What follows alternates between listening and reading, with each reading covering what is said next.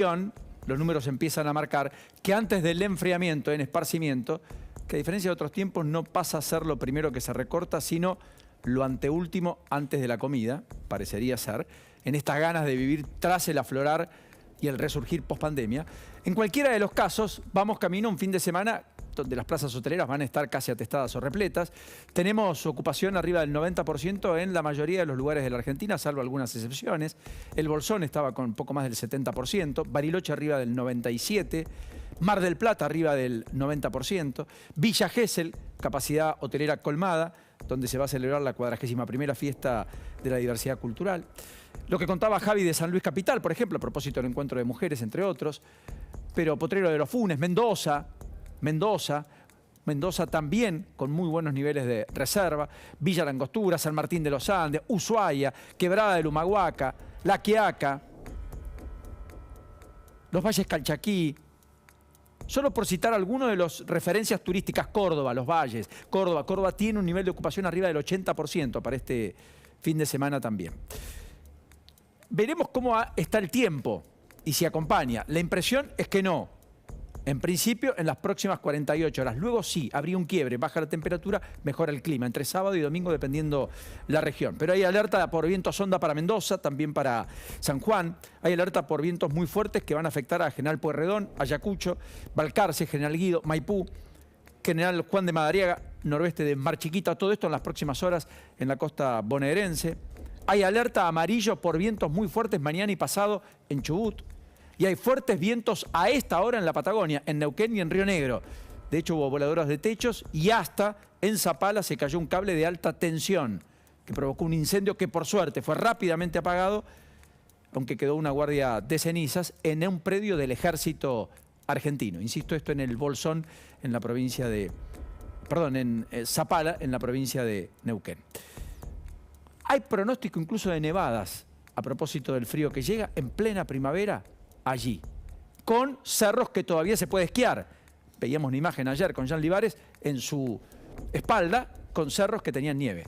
Bueno, esa nieve que finalmente produce que se haya extendido la temporada de esquí y que este fin de semana muchos puedan disfrutar de esa práctica. Ahora, insisto con este concepto, para ser un título, no hay duda, aquí y allá, pero esto podrá, o posible, o previsiblemente, sea un récord turístico antes del ajuste, que lo que resta dilucidar es cuánto le va a pegar a un sector que ha sido uno de los más dinámicos después de la fuerte cerrazón del 2020, con correlato en 2021, en el transcurso de este 2022. Con precios que ya no todos están validando, con precios que para el argentino es caro, aunque para el turismo incluso de vecindad, de nuestros vecinos, Chile, Uruguay, Paraguay, Brasil, Bolivia, casi sea un precio de remate, frente a esa devaluación persistente de la moneda, que hoy pareció encontrar un freno en un dólar blue que está en los 2,76,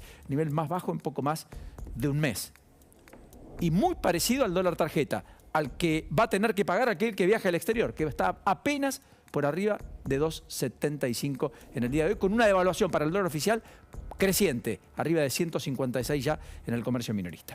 Pero este es el primer título. El segundo tiene que ver más con el mundo, tiene que ver con lo que está pasando en términos de la geopolítica, donde finalmente, como decía Lord Palmerston, no hay amigos o enemigos permanentes o eternos, sino intereses permanentes. Primer ministro inglés entre 1859 y 1865. Inglaterra no tiene amigos ni enemigos permanentes, tiene intereses permanentes. Bueno, esto, que es una máxima en la diplomacia, en la política internacional, definitivamente parece impregnar todo lo que está ocurriendo hoy en el conflicto entre Rusia y Ucrania, o la invasión rusa en Ucrania, todo el descalabro europeo, pero sobre todas las cosas lo que está pasando con cómo Estados Unidos está mirando geopolíticamente el mapa. Porque finalmente... Yo les conté que el fin de semana hubo un intercambio de prisioneros. ¿Con quién? Con Venezuela, de parte del régimen de Biden, que ya había tenido algún acercamiento, fruto de la crisis de la energía, de la falta de provisión en tiempo y forma de hidrocarburos. Estados Unidos es uno de los países que más reservas tiene, pero quiere gastarla muy poco, quiere poder seguir comprando. Entonces, la ideología respecto a Maduro es la antítesis. Hay condena sistemática a la violación de derechos humanos, pero si se trata de negocio y puede proveer el petróleo, sirve para correr el hielo y empezar a tener una relación distinta. Le entregaron 2 sobrinos a Maduro que estaban presos por narcotráfico en Estados Unidos hace 5 años y Venezuela le liberó 5 presos de la industria del petróleo, trabajadores del petróleo, a Estados Unidos, ciudadanos norteamericanos. Pero ahora pasó algo más. Y dicen que Estados Unidos a esta hora está evaluando un alivio en las sanciones al régimen de Nicolás Maduro. ¿Para qué? Para reactivar la exportación de petróleo, sí. Porque, insisto, los países no tienen amigos ni enemigos permanentes, tienen intereses permanentes. Es interesante, ¿no? Wall Street Journal dice esta mañana que las conversaciones entre Washington y Caracas comenzaron discretamente desde el mes de marzo. ¿Cuándo empezó la guerra? Fines de febrero. ¿Cuándo empezaron a hablar? Casi en simultáneo a que empezaban a presagiar que lo que iba a escasear era la energía, era el fluido, era el gas, era el petróleo, que eso iba a aumentar los precios y que por tanto se iba a convertir en un dolor de cabeza. Dicen que el pacto podría sellarse si Maduro decide reincorporar a sus representantes en la mesa de negociación con la oposición para eventualmente lograr elecciones, ya en este caso legítimas, en 2024, esto es en 2 años. Miren hasta dónde los intereses permanentes juegan un papel relevante. Que hasta esa relación total y absolutamente congelada ideológicamente en las antípodas puede ser subsanada. Mientras tanto, efectivamente, en Europa también se habló mucho de esto. Zelensky hoy habló por videoconferencia en la cumbre de ministros que se está llevando adelante en Praga. Están los 27 integrantes de la Unión Europea, está Gran Bretaña, está Turquía. Participó Ucrania de esta manera con Zelensky. Hay 44 ministros de 44 países importantes. Esta es una postal en Europa hoy. Se reunieron a propósito de dilucidar cómo seguir adelante en medio del conflicto bélico, que a todos les impacta en la antesala de un invierno que suponen va a ser durísimo, no duro, durísimo. Los países se están preparando para restricciones muy severas, para cortes en el fluido de gas por horas, incluso en los domicilios en pleno invierno. Amén del impacto que podían tener en la producción, si es que no llega ese normal fluido a las plantas industriales. Vladimir Putin hoy ha prometido estabilizar las regiones anexadas a Rusia. Todo esto luego de que el régimen de Zelensky en Ucrania dijese que había recuperado el control en poblaciones que supuestamente habían votado por la autonomía y por la adhesión a la Federación Rusa, cosa que finalmente Putin firmó ayer, después de la aprobación del Parlamento en el arranque de esta semana. ¿De qué regiones me refiero? Lugansk y Kherson. Zelensky dice: hemos recuperado el control.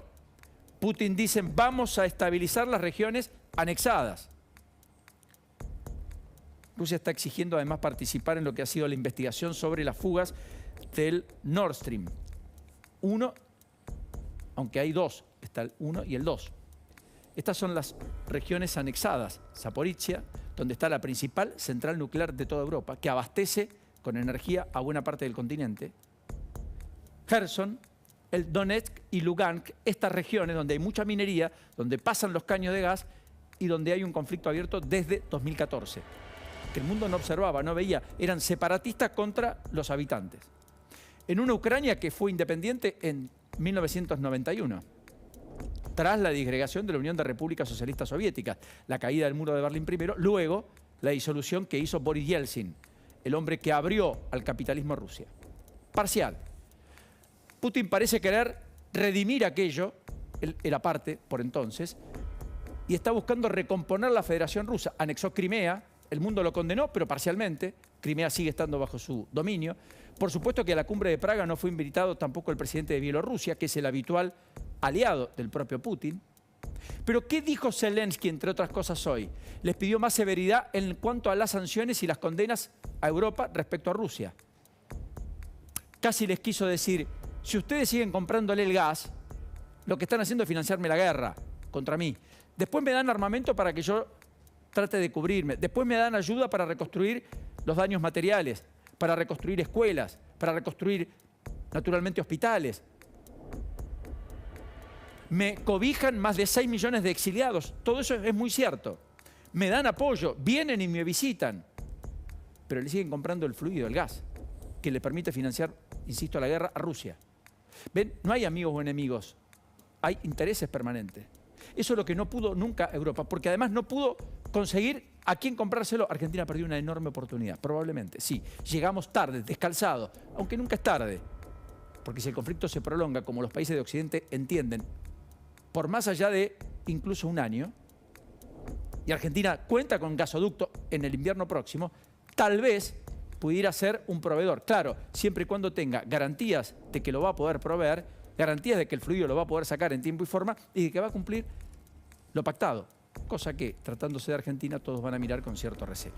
Quería ponerlo en el contexto para vincular después aspectos que tienen que ver ya con la política doméstica. Y el tercer eje, hablando de eso, es esto de los impuestos intocables. Y acá no quiero cargar mucho las tintas, pero recordar algunas cosas. El gobierno de Alberto Fernández, aún en pandemia, en restricciones severas, con la producción prácticamente paralizada, el presidente aumentó o creó 14 impuestos. Los gobernadores que firmaron un pacto fiscal en 2017 para limitar los impuestos provinciales e ir a un camino descendente de ingresos brutos, por caso, el tributo más regresivo que las provincias cobran, firmaron un nuevo pacto, que es el que validó este año el Congreso, para no solo dejar atrás el sendero de reducciones, sino además permitirles aumentar alícuotas de ingresos brutos para financiarse, cargando sobre la economía del sector privado la ineficacia en muchos casos del sector público. Pero al mismo tiempo, los impuestos parecen ser un denominador, decía Valenzuela recién, de aquellos que se abrazan a la idea de que el Estado tiene que dar, de que el político tiene que hacer obras. Y hay un sector que está diciendo, no quiero que me hagan mucho más, lo único que quiero es que me dejen vivir, que me dejen respirar, que me dejen pintar por mi cuenta y orden mi casa. No quiero que me pinten el cordón. Quiero que lo hagan también, pero déjenme pintar también mi casa. Porque si no el cordón va a estar muy lindo, la luz va a estar mejor, el parque va a estar bueno, pero yo no voy a tener cómo pintar mi casa. En ese contexto se dio la presentación del presupuesto para el año próximo de la Ciudad de Buenos Aires por parte del ministro Martín Mura.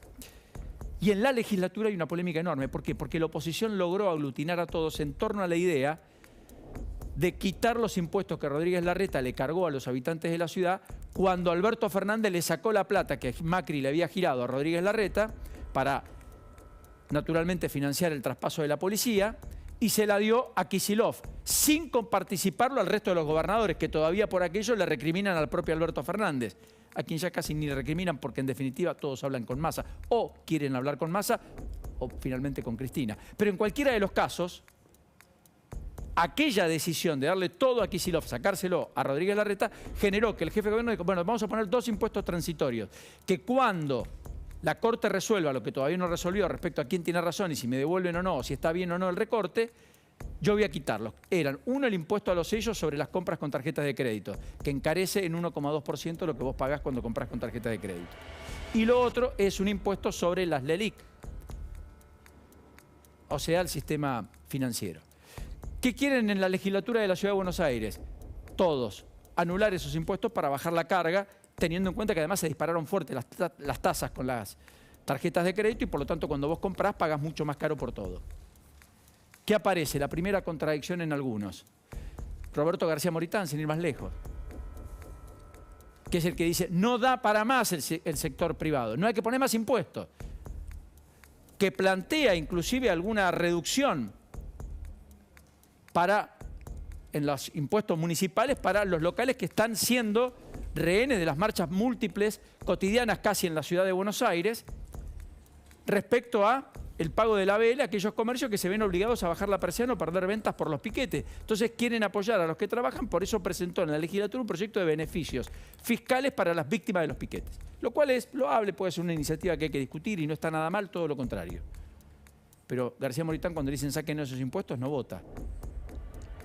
Entonces los liberales de Milei, pero también la oposición lo corre diciendo no querés impuestos, pero cuando tenés la posibilidad de quitar impuestos no das el quórum y por lo tanto terminás no acompañando iniciativas para que esa carga fiscal sea reducida sobre los habitantes de la ciudad. ¿Qué quiero marcar? Que con la ajena, todos dicen lo que queremos escuchar. con la propia, todos miran su metro cuadrado y probablemente olvidan incluso hasta lo que prometen en campaña. Bien, y volvemos al conflicto mapuche porque, como te contábamos al comienzo del programa, 4 de las 7 mujeres detenidas fueron trasladadas aquí a la ciudad de Buenos Aires.